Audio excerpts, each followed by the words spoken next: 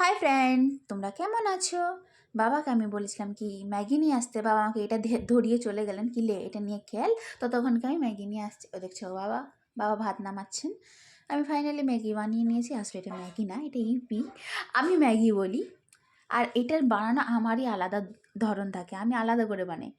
আর এখন টিভি চলছে, এখন সিরিয়াল এসছে, যে সিরিয়াল দেখতে দেখতে খাবো। আমার দিদিকে টেস্ট করাচ্ছিলাম কি দিদি বল কেমন হয়েছে খেতে। সে খেয়ে বললো কি মোটামুটি। আমি যে ভালো করে বল কেমন হয়েছে, যদি ভালো না লাগে তুই আমার কাছ থেকে নিচ্ছিস কেন, আমাকে দিচ্ছিস না কেন, তোর দিদির ধারণা কেমন হয়েছে, ভালো করে বল কেমন হয়েছে।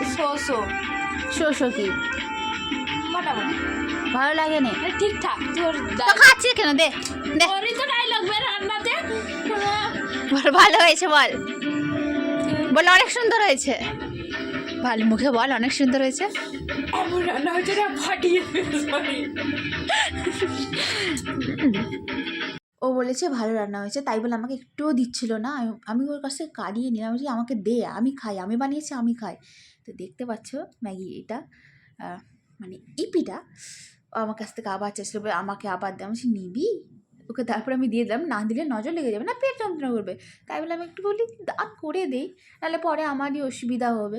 তো দেখতে পাচ্ছ খাচ্ছি, মহারানী টিভি দেখতে দেখতে, এটা ওর ফেভারিট সিরিয়াল। আর টিভিতে কি সিরিয়াল চলছে যদি তোমরা জানো আমাকে কমেন্টে বলবে।